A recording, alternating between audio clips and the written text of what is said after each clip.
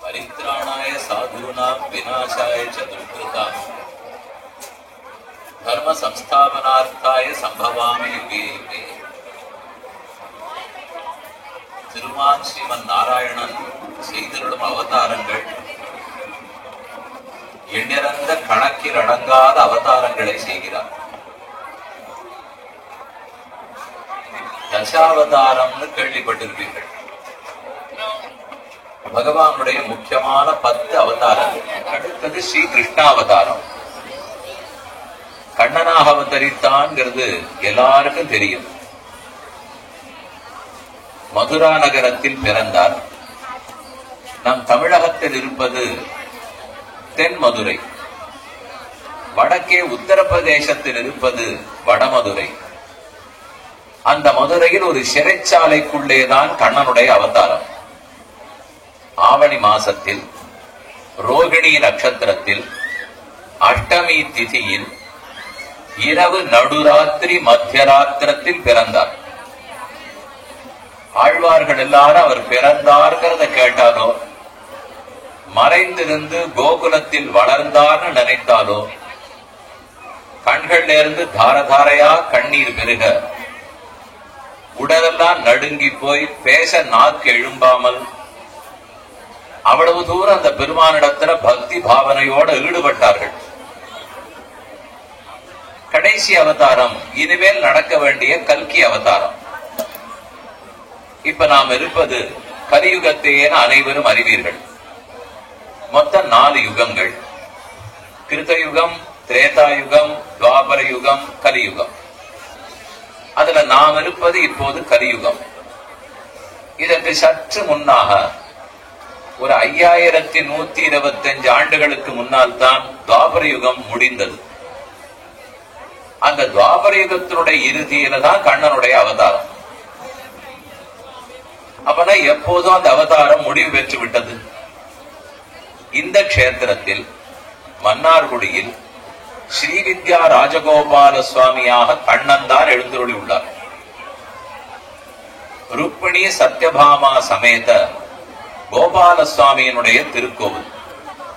மொத்தம் 30 நாட்கள் விமரிசையான உற்சவம், 18 நாள் உற்சவங்கள், அதற்கப்புறம் 12 நாட்கள் விடையாட்சி உற்சவம், மொத்தம் 30 நாள்.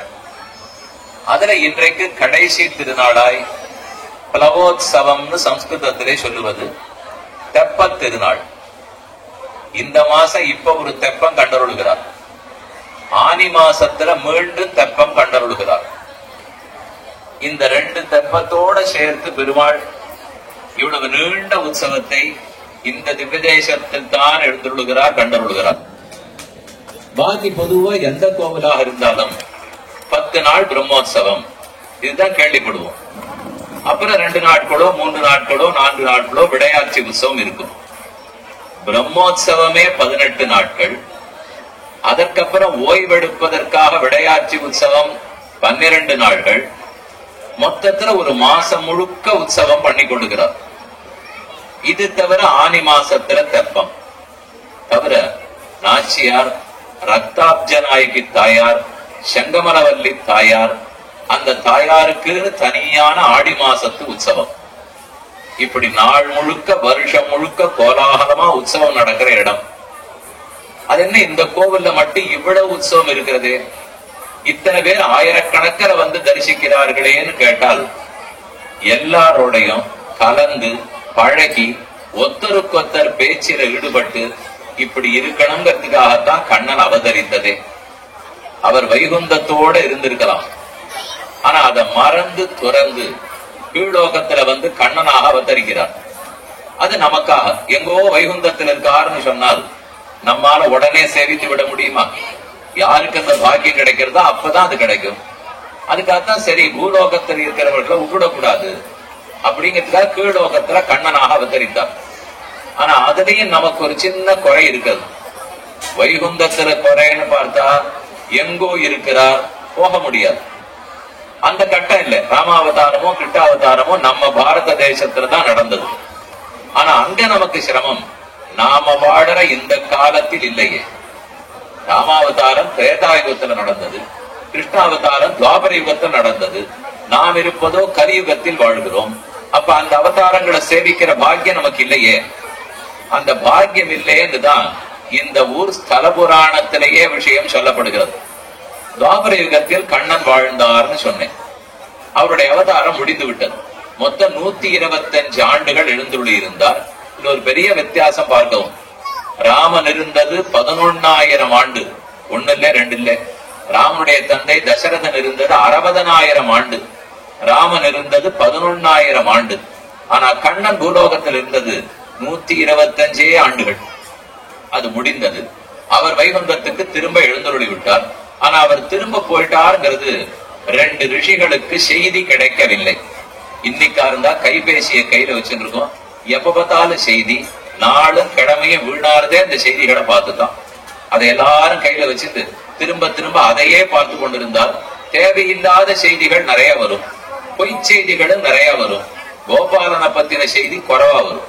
அது நிறைய இருந்ததுன்னா ரொம்ப சௌக்கியமா போயிடும். ஆனா ஏதேதோ தேவையில்லாத செய்திகள்லாம் வாசிக்கிறோம். இது குழந்தைகள் வேற அதையே கையில வைத்துக் கொண்டு பாட புத்தகத்தையும் எடுக்காமல் புத்தகம் படிக்கும் பழக்கமே குறைந்து போய் இதெல்லாம் நமக்கு வேண்டாம். எல்லாரும் நீங்க ராஜகோபால சுவாமிக்கு தொண்டர்கள், அதனால எத்தனை முடியுமோ அவரை பத்தி படிப்போம், தெரிஞ்சுப்போம். எதுக்கு சொல்ல வந்தேன், அந்த நாளே இருந்தால் எப்படி செய்தி தெரியும்? கண்ணன் திரும்ப வைகுந்தத்துக்கு போய்விட்டார். இந்த செய்தி அந்த 2 ரிஷிகளுக்கு தெரியல. கோபிலர்னு ஒருத்தருக்கு பேர், கோபிரளயர்னு இன்னொருத்தருக்கு பேர். அவர்கள் வேகமா துவாரகையை நோக்கி போய்கொண்டிருந்தார்கள். துவாரகைங்கிறது குஜராத்தினுடைய மேற்கு கடற்கரை ஓரமா இருக்கு. அங்கதான் கண்ணன் ராஜதானியா ராஜ்ய பரிபாலனம் எல்லாம் பண்ணது, நாட்டை ஆண்டது. அங்க போய் சேவிக்கணும், கண்ணன் இன்னும் இருக்கிறார் என்று நினைத்து கொண்டு அந்த ரிஷிகளும் போகும்போது இந்த கஷேத்திரத்தின் வழியே செல்கிறார்கள். இந்த ஊர் மார்க்கமா போறார். எதுக்காப்புல வந்தவர்கள்ல எங்க போகிறீர்கள்னு கேட்க, இல்ல நாங்க துவாரகைக்கு போறோம், கண்ணனை தரிசிக்கிறதுக்காக போறோம், அவர் தான் இருக்காரேன்னு சொன்னார்கள். அவர்லாம் இல்ல, அவர் கிளம்பி போயாகிவிட்டது, இனிமேல் கண்ணன் அங்கு இல்லை. இந்த செய்தி கேட்டவனே அவ 2 பேருக்கும் ரொம்ப வருத்தம்.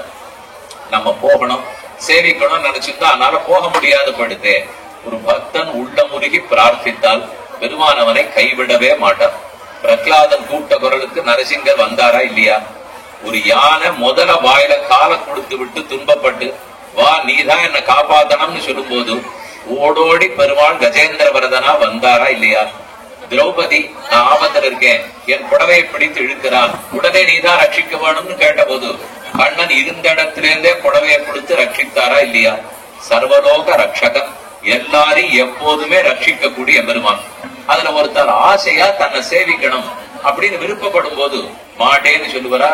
இல்ல நான் வைகுந்தத்துக்கு போய் எடுத்து உங்களுக்கு காட்ட மாட்டேன்னு சொல்லுவாரா? செய்யல. அதனாலதான் இந்த கஷேத்திரத்திலே 32 திருக்கோலத்தோட பெருமாள் காட்சி கொடுத்தார். நீங்க உள்ள பெருமாளை சேவித்து விட்டு வலம் வரும்போது உள் சுற்று உள் பிராகாரத்தில் அவர் என்னென்ன காட்சிகள்லாம் கொடுத்தார், என்னென்ன திருக்கோலத்துல சேவை கொடுத்தார்னு சித்திர ரூபத்துல மொத்தத்தை எழுதி வச்சிருக்கார்கள். அது மொத்தம் 32 வடிவம். திருக்கோலம் மூலவராய் பரவாசுதேவனாக எழுந்துள்ளி இருப்பது, கடைசி திருக்கோலம் உற்சவராய் கோபால சுவாமியாக இருப்பது. முதல்ல தொடங்கி கடைசி வரைக்கும் முதல் திருக்கோலம் வாசுதேவ பெருமாள், கடைசி திருக்கோலம் கோபால சுவாமி, ஆக மொத்தம் 32 திருக்கோலத்தோட அவர்களுக்கே காட்சி கொடுக்க அவர்களுக்கு ரொம்ப திருப்தி. சரி நாம எங்கேயோ வடக்க துவாரகைக்கு போகணும்னு நினைச்சிருந்தோம், பெருமாள் தெற்கையே ஒரு துவாரகை ஏற்படுத்திட்டாரு. அதனால இந்த ஊருக்கு தட்சிண துவாரகான்னு பேர். தட்சிண துவாரகாதீசன், தெற்கே இருக்கக்கூடிய துவாரகை. வன் துவராபதி மைந்தன் நம்மாழ்வாருடைய பாசுரம். ரொம்ப அழகான ஒரே ஒரு பாட்டு. இந்த கஷேத்திரத்துக்குன்னு சுவாமி மணவாள மாமனிகள் நம்மாழ்வாருடைய பாசுரத்தை எடுத்து சமர்ப்பித்தார். உன்னித்து மற்றொரு தெய்வம் தொழாள் அவனை அல்லால் இன்னும் தோல் குலைக்கப்படும் அன்னமே மன்னப்படும் அரவாணனை வன் துவராபதி மன்னனை ஏத்துமின். துவராபதி மன்னன் தமிழ், துவாரகாதீசன் சம்ஸ்கிருதம். அந்த துவராபதி மன்னன் தான் உள்ள சம்பகாரண்ய நிலையனாக சம்பகாரண்யேசனாக சேவை சாதிக்கிறார். தாயாரும் பெருமாளும் சேர்ந்து பக்தர்கள் எல்லாருக்கும் இன்னி வரைக்கும் அனுகிரகம் வேண்டியிருக்கார்கள். எதுக்கு சொல்ல வந்தே, வைகுந்தத்தில் இருக்கிற பெருமாளை நம்மால போய் பார்க்க முடியாது, அதனாலதான் கண்ணனா அவதரித்தார். கண்ணனா இருக்கிற வரையும் இன்னைக்கு இல்லையே, அது நமக்கு குறை தானே. அவர் என்னைக்கோ இருந்தார், நானும் நீங்களும் இன்னைக்கு சேவிக்கணும்னு ஆசைப்பட்டால் கிடைக்க மாட்டாரானால் அதுக்குத்தான் நம்ம கஷேத்திரத்துல ராஜகோபால சுவாமியாய் கண்ணனாகவே இன்னைக்கு காட்சி கொடுத்துருக்கார். இன்னும் இது சுலபர், இன்னும் எளியவர்னு அர்த்தம். வைகுந்தநாதனை விட கிருஷ்ணாவதாரத்துக்கு எளிமை. கிருஷ்ணாவதாரத்தை விட அந்த கண்ணனா இங்க எழுந்துள்ள இருக்காரு, அவருக்கு இன்னமே எளிமை. இந்த உற்சவங்கள்லாம் யாருக்காக? அவருக்காக உற்சவங்கள் நினைச்சு கூடாது, நமக்காகத்தான் உற்சவம். இதை நம்ம ஆச்சாரியர்கள்லாம் சொல்லும் போது நதே ரூபம் நச்சாகாரா நாயுதானி நச்சாஸ்பதம் பக்தானான் துவாம் பிரகாசசேன்னு சொல்லுவார்கள். நமக்கு பிரசாதம் எல்லாம் நிறைய கிடைக்கிறதா, புஷ்பம் கிடைக்கிறதா, சேவை கிடைக்கிறதா, வாத்திய கச்சேரி, உபன்யாசங்கள் இவையெல்லாம் பெருமானுக்காக ஏற்பாடு பண்ணப்பட்டவையா, உங்களுக்கு எனக்காக ஏற்பாடு பண்ணப்பட்டவையா? நமக்காகத்தான் பண்ணிருக்கா. பிரசாதம் அவரா சாப்பிடப்படாரு, அண்டா அண்டாவா இவ்வளவு பிரசாதம் பண்றா, மொத்தத்தையும் கொண்டு போய் பெருமாள் முன்னாடி வைப்பார்கள். ஒரே ஒரு கவளத்தை எடுத்து உள்ள போட்டு போறாருனால் கண்ணால பார்த்து அனுகிரகிச்சு அனுப்பிச்சு விட்டுருவார். அவர் ஒன்னும் சாப்பிட போறதே இல்லை. ஒருத்தர் வேடிக்கையா சொன்னார், நாம கொண்டு போய் ஒரு 2 படி பிரசாதத்தை வச்சு இந்த அருள் சாப்பிடுன்னு சொல்ல போக ஒரு படி எடுத்து அவர் வச்சுன்னுட்டு ஒருவேளை ஒரு படியை மட்டும் திருப்பி கொடுக்கறாருன்னு வச்சுங்க, நம்ம எல்லாம் அப்புறம் கொடுப்போமான்னு கூட தெரியாது. நம்ம 2 படி கொடுத்தா 2 படியும் திருப்பி கொடுத்துடுறார். உபயக்காரர்கள், உபயமன்றாடு அவர்கள்லாம் வர்றச்சவே பாத்திரம் எடுத்துடுவான்னு அர்ச்சகரை சொல்லுவார். ஏன்னா அது லட்டு பண்ணிருப்போம், தத்தியானம் பண்ணிருப்போம், கோவில் பாத்திரத்தையா கொடுத்துட்டு இருக்க முடியும். அதனால பண்றவர்களே பாத்திரம் கொடுத்தாலும் வாங்கிட்டு போயிடுறோம். அப்ப அவருக்காக இல்லையா பிரசாதம்? அவருக்கு இல்ல. பூச்சூடி கொண்டாதான் பெருமானுக்கு அழகா, ஆபரணத்தை சாத்தி கொண்டாதான் பெருமானுக்கு அழகா. நீங்களும் நித்தியம் வந்து சேவிச்சிருக்கீங்க. எல்லா ஆபரணங்களோடையும் கோபாலன் இருந்தா அழகு எவ்வளவுன்னு தராசு ஒரு தட்டுல வச்சுக்கணும். எந்த ஆபரணமும் இல்லாமல் திருமஞ்சன திருக்கோலத்துல கோபாலன் இருந்தாருனால் அது என்ன அழகுன்னு தராசி இன்னொரு தட்டுல வைங்க. நிச்சயமா ஆபரணங்கள் இருக்கிற கோலத்தை காட்டிலும் ஆபரணங்களை கடைந்த கோலத்துக்கு தான் இன்னும் அழகு. பின்ன எதுக்கு தெரியுமா ஆபரணங்கள்லாம் போடுறார்கள்? எதுக்கு இத்தனை வத்சர சமர்ப்பிக்கிறாங்க? அழக குறைக்கிறதுக்கு, அழக கூட்டுறதுக்கு இல்ல. நமக்கெல்லாம் ஆபரணம் போண்டா இல்லாத அழகு வருமானு ஏக்கத்துல இருக்கும். அதனாலதான் காசு செலவழிக்கிறோம், ஏக்கத்தை பண்ணிருக்கும். அவருக்கு ஆபரணங்களால அழகு கூட போவதில்லை. இவருடைய திருமேனி அலங்கரிக்கிறதுனாலே ஆபரணங்களுக்கு அழகு கிடைக்கும். அதுகளுக்கு ஒரு பெருமை. வெளியில ஒரு கடை இருந்தா நகைக்கடைன்னு சொல்லுவோம். இன்னாருடைய பேர் வச்சிருப்பா நகைக்கடை. பெருமாளுக்கு சாத்தினா நகைக்கடை, நகைனா சொல்லுவோம். ஆபரணம் திருவாபரணம்னு சொல்லணும். நாம வீட்டுல தயிர் சாதம் பண்ணா தயிர் சாதம்னு சொல்லுவோம். ஆனா அவருக்கு அப்படியா சொல்லுவா? தத்யோதன பிரசாதம்னு சொல்லணும். நாம வீட்டுல பாயசம் பண்ணா பாயசம்னு சொல்லுவோம். ஆனா அவருக்கு திருக்கண்ணன் அமுது, அமுது சொல்லணும், கண்ணன் அமுதுன்னு சொல்லணும், திருக்கண்ணமுதுன்னு சொல்லணும். அப்ப ஒவ்வொன்னும் அவரிடத்துல போறச்சே அது பெருமை கூடுகிறது. நம்ம இடத்துல வரைச்சே சும்மா இடுறது, அவர்கிட்ட போறச்சேதான் பெருமை கூடுறது. அதனால அவருக்கு இத்தனை உற்சவங்களும் அவருக்காக நினைக்கவே வேண்டாம். நாம அவரை சேவிக்கணும், நமக்கு பக்தி பிறக்கணும், நமக்கு அவரை பத்தின ஞானம் ஏற்படணுங்கிறதுக்காக தான் உற்சவம். இப்ப எதுக்கு இந்த உபன்யாசம் எல்லாம் வைக்கணுமா, நாட்டிய கச்சேரி எல்லாம் வைக்கணுமா? உற்சவம் சேவிக்கத்தானே வந்தோம்னால் உற்சவத்துல பெருமாள் என்ன பண்றார், என்ன அழகு அவருக்குன்னு கேட்டு தெரிஞ்சுக்க வேண்டாமா? செய்தி கிடைச்சாத்தானே எனக்கு பக்தியே வரும். ஒருத்தர ஓஹோன்னு அந்த பாடகர் தான் சுவாமி எனக்கு தலைவரே, அந்த நடிகர் தான் எனக்கு தலைவர். இளைஞர்கள்லாம் சொல்லுவாங்க, ஏதாவது ஒரு விளையாட்டு போட்டு வீரர் இருக்காருன்னு வச்சுக்கோ, அவர் படத்தை எல்லாம் வீட்டுல குழந்தைகள்லாம் ஒட்டி வச்சுப்பா. அவரை பத்தி கேட்க கேட்க ஒரே ஆசையா இருக்கும், ஆனந்தமா இருக்கும். செய்தி நிறைய கிடைக்கணும். பகவானை பத்தி செய்தி கிடைச்சதுன்னா நமக்கு ஆனந்தம் வரும். அந்த செய்திக்காகத்தான் இந்த உபன்யாசங்கள்லாம் ஏற்பாடு பண்றோம். ஆழ்வார்களுடைய பாசுரங்கள் எல்லாம் எதுக்கு? இத்தனை சொற்பொழிவுகள், ஆன்மீக சொற்பொழிவு எதுக்கு? கேட்க கேட்கத்தான் அவரை பத்தி நிறைய தெரிஞ்சுப்போம். தெரிந்து கொண்டால்தான் நமக்கு லாபம், அப்பதான் பக்தி பிறக்கும். அந்த வரிசையிலே இந்த கடைசி நாள் தெப்ப உற்சவத்தன்று இன்னைக்கு அடியேனுக்கு கொடுக்கப்பட்டிருக்கிற தலைப்பு கோவலனாய் வெண்ணெய் உண்ட வாயன். 16ஆம் நாள் உற்சவத்தன்னைக்கு வெண்ணத்தாழி திருக்கோலம் முடிந்து விட்டது. எல்லாரும் சேவித்திருப்பீர்கள். வெண்ணத்தாழி கண்ணனாக தவழ்ந்த திருக்கோலத்தில் இருக்கார். கீழே அப்படியே பல்லக்கோட சயனிச்சுட்டு இருக்கார். நிறைய வெண்ணெய் இருக்கு. அவர் வெண்ணெய் வச்சிருக்கிறது மட்டும் இல்ல, ஊர்க்காரர்கள் அத்தனை பேரையும் வெண்ணையும் பாலும் தயிரும் எல்லாத்தையும் அந்த பெருமான் பேர்ல வாரி வீச, பக்கத்துல இருக்கிற பேர்லயும் பட்டு அவர் பேர்லயும் பட்டு ரொம்ப நேரம் வெண்ணெயில உடம்பு தோஞ்சதுன்னா என்ன ஆகும்னு கொஞ்சம் யோசிச்சு பாருங்க. கொஞ்சம் வெண்ணெய் பட்டதுனாலே அதை போக்குறதுக்கு சீக்காப்படியே காணாது, அத்தனை போட்டதான் போகும். ஆனா அன்னைக்கு அத்தனை புறப்பாட்டும் போதும் மொத்த வெண்ணெயிலையும் நனைஞ்சிருக்காருன்னா வெண்ணெய்ங்கிறத வெறும் வெண்ணையா நினைச்சுக்க வேண்டாம். பக்தர்களுடைய உள்ளம்னு வைத்துக் கொள்க. பக்தர்களுடைய மனம் தான் வெண்ணெய். வெண்ணையா உருகினார் கேள்விப்பட்டிருக்கிறார். ஒருத்தர் ஏதோ இந்த வெண்ணையா உருகினார், வெண்ணெய் உருகிற அர்த்தம் இல்ல. இது ஏதோ ஒன்ன படிக்கிறேன், அதன் பேர்ல அவ்வளவு ஆசையா இருக்கு, மனம் அப்படியே உருகிறது, கேட்க கேட்க கண்ணீர் தண்ணீர் வருது. அப்ப அவரை பார்த்தா என்ன தோணும்? வெண்ணையா உருகி இருக்காரேன்வா. அவர் வெண்ணையும் இல்ல உருகவும் இல்ல, ஆனா அவர் உள்ளம் உருகிறத பார்த்து வெண்ணையா உருகிறதுன்னு சொல்லலையா? அத போல பக்தர்களுடைய உள்ளம் உருகி அதைத்தான் பெருமான் பேர்ல தெளிக்கிறோம்னு வச்சுக்கணும். வெண்ணைய தெளிக்கிறோம் வைத்துக் கொள்ள வேண்டாம். கறந்த பாலுள் நெய்யே போல் இவற்றிலெங்கும் கண்டுகொண்டு நம்மாழ்வா சாதித்தார்.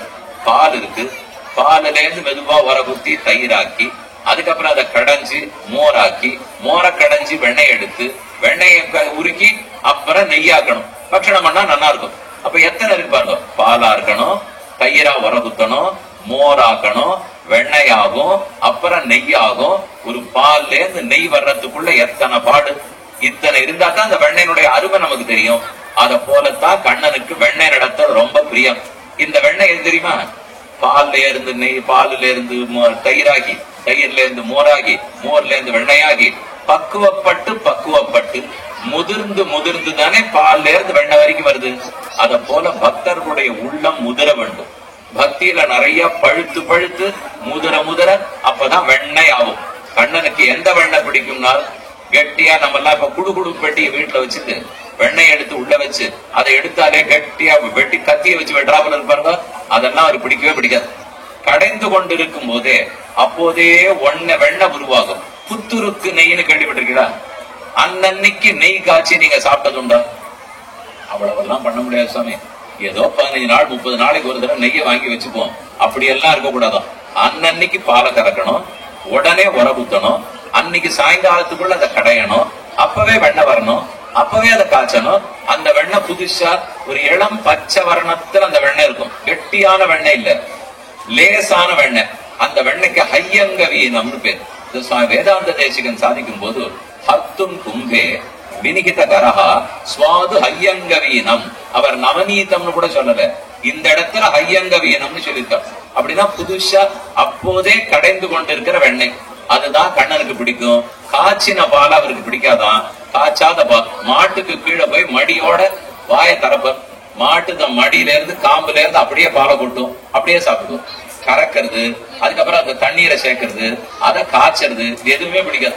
பச்சைப்பால் பச்சைப்பால். அதனாலதான் இன்னைக்கும் கோவில்ல விஸ்வரூபம் நடக்கிறச்சே காத்தால பச்சைப்பால் தான். காய்ச்சின பாலே உபயோகப்படுத்த மாட்டான்.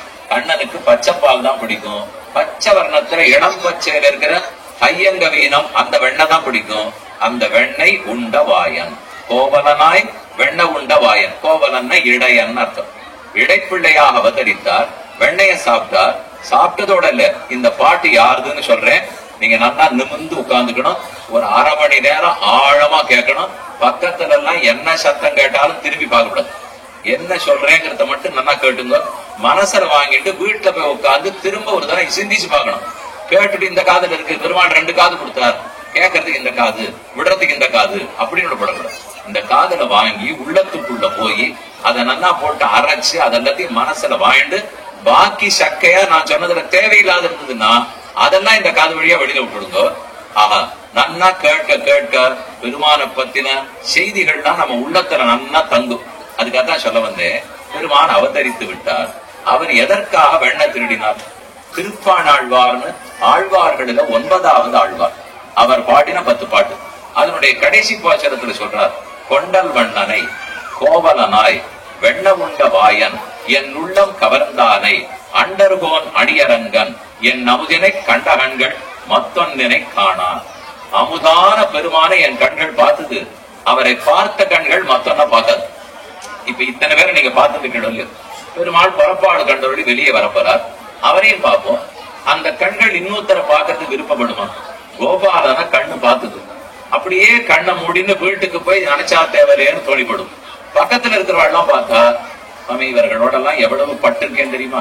குடும்பத்தவர்களா இருக்கட்டும், நண்பர்களாக இருக்கட்டும், எவ்வளவு ஏமாத்திருப்பார்கள், எவ்வளவு பொய் சொல்லியிருப்பார், நாம எவ்வளவு பொய் சொல்லியிருக்க மாட்டோம். இந்த முகத்தெல்லாம் பார்க்கவே வேண்டாம்னு தோன்றது. கோபாலன் முகம் பொய் சொல்ற முகமா இருந்தா கூட ரொம்ப பிடிக்குது. கண்ணன்னாலே பொய் சொல்றதுக்கு தான் பிறந்தார். அவர் பொய் சொன்னா பிடிக்கிறதே, ஊர்ல இருக்கிறவர்கள் பொய் சொன்னா பிடிக்காதன்னால் அவர் பொய்யே எனக்கு நன்மை என்ன செய்யறது? ஊர்ல இருக்கிறவா உண்மை பேசினாலே எனக்கு நன்மை இல்லை, பொய் பேசினா நிச்சயமா நன்மை இல்லை. ஆனா கண்ணன் எப்ப பொய் பேசினாலும் நன்மையாத்தான் இருக்கும். அந்த என்ன பொய் சொன்னார் என்ன உண்மை சொன்னார்னு இந்த ஆழ்வார் சொல்றார். இடிய சொன்னேனே விஷயத்த நன்னா கேட்டுக்கணும். மாடு மேய போறது இல்ல, போகிறச்சே அசை போட்டு நிதானமா சாப்பிடாது. மொத்தத்தையும் மேய்ஞ்சு மேய்ஞ்சு இங்க கொண்டு போய் இந்த தாடைக்கு கீழே புல்ல அடைக்கணும். அப்புறம் பொட்டுல போய் உட்காந்துக்கும். அப்படியே வெளியில கொண்டு அசை போட்டு சாப்பிட்டு தீத்துடும். அப்பதான் மாடு ஆரோக்கியமா இருக்குன்னு அர்த்தம். வேகமா முழுக்க ஆரம்பிச்சுன்னா அது ஆரோக்கிய கேடு. அது போல நீங்க விஷயங்கள்லாம் கேட்டுக்கிறேன்னு வச்சுக்கோ. பெருமாளை சேவிக்க செய்வோம் சரி, அவரை பத்தி கேட்டுக்கொள்ளும் போது வேகமா மாடு மேயற மாதிரி உள்ள வாங்கிடணும். ஏன்னா உபன்யாசம் 1 மணி நேரம் தான் இருக்கும். அதுக்குள்ள என்ன சொல்றாரோ எல்லாத்தையும் வாங்கிக்கோ. இங்கேயே மொத்தத்தையும் சிந்திச்சு பார்க்க முடியாது. உங்க வீடுதான் உங்களுக்கு மாட்டு போட்டி. அங்க போய் உட்காந்துக்கணும். மெதுவா கேட்டதெல்லாத்தையும் வெளியில கொண்டு ஆசை போட்டு பார்க்கணும். சிந்திக்க சிந்திக்கத்தான் ஆழமா மனசுல படும். ஊறுகாய் போடுறோமா, மாவடு போட்டிருக்கீங்களா, ஊறுகாய் மாவுடு அப்பவே போட்டு சாப்பிட்டா நல்லா இருக்குமா, 4 நாள் ஊறினா நல்லா இருக்குமா, குலோப் ஜாமுன் அப்பவே சாப்பிட்டா நல்லா இருக்குமா, ரசத்துல ஊறினா நல்லா இருக்குமா? அதே போல கண்ணனுடைய சரித்திரம் எதுவா இருந்தாலும் கேட்டு கேட்டு உள்ளத்துல ஊறணும்.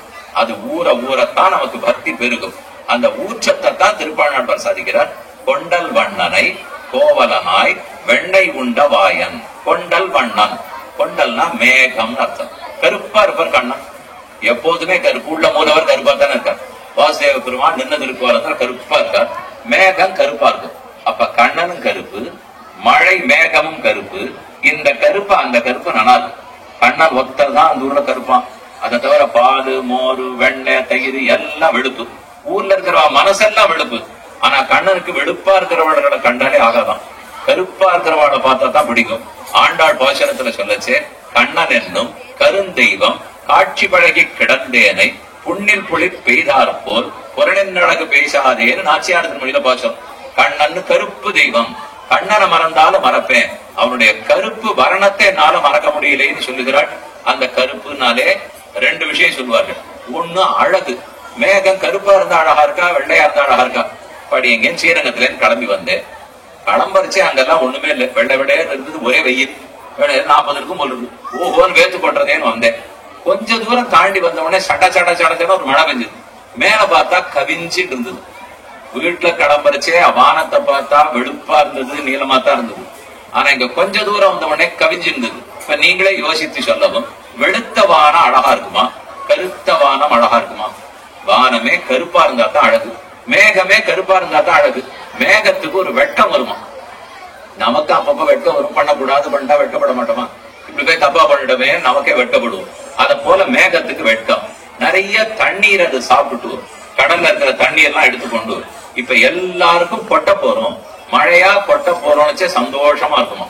அப்ப அது கருப்பா இருக்கு. அதே மழை தண்ணீர் விட்டு ஓய்ந்த விற்பாடு மேகம் வெளுத்து போய்விடுமா? வெளுத்த மேகம் நிற்கவே நிற்காது. கருப்பு மேகம் நிற்கும், வெளுப்பு மேகம் ஓடிப்படும். ஏன்னா அதுக்கு வெட்கமா, இனிமே கொடுக்கறதுக்கு நம்ம கிட்ட ஒண்ணும் இல்லையே. அப்படித்தான் தான தர்மத்தில் ஈடுபடணும். மேகத்துக்கு கொடுத்து முடிச்சுடுத்துனால் கொடுக்க ஒண்ணும் இல்லையேங்கிற வெட்கத்திலே ஓடி ஒழிக்கும். ஆனா கொடுக்கறதுக்கு நிறைய இருக்குன்னா ஓடவே ஓடாது, கருப்பா அப்படியே நிற்கும். மேகம் கருப்பாவும் இருக்கும், வெளுப்பாவும் இருக்கும், கொடுத்து முடிக்கும், கொடுக்கவும் தொடங்கும். நம்ம கண்ணன் எப்பவுமே கருப்பா இருக்காருன்னால் அவர் கொடுத்து முடிச்சதே இல்லையே. கொடுத்து முடிச்சதானே வெளுப்பார்கள், வெளுத்தாத்தானே வெட்டப்பட்டு ஓடணும். ஆனா கண்ணன் எப்பவுமே கருப்பு. ஏன்னா கொடுத்துட்டே இருக்கார். நம்ம எப்ப கேட்டாலும் தன்னையும் கொடுக்கிறார், நாம கேட்ட எல்லாவற்றையும் கொடுக்கிறார். அதனாலதான் கொண்டால் வண்ணன் ஆழ்வார் பாடினார். மேகத்தை போல கருமை. மேகத்தை பார்த்தாலே ஒரு சந்தோஷம் இல்லையா? நாள் முழுக்க வெயில்ல வாடின சாயங்கால வேலை 2 தூத்தல் கருப்பு மேகத்தை பார்த்தேன். மயில் ஆட ஆரம்பிச்சது, தூத்தல் போடுறாப்புல இருக்கு, உடம்பு ஜில்லுன்னு எடுத்துக்கணும். அதுதான் ஆயிடுமான்னா. ஆனா அதை பார்த்த உடனே மனசுக்கு ஒரு குளிர்ச்சி ஏற்படல. அத போல கண்ணனை சேவித்த உடனே குளிர்ச்சி ஏற்படுறது இல்லை. அது அந்த கருப்பு வண்ணத்தை பார்த்து தான் நம்ம குளிர்ந்து போயிடுறோம். ஒன்று.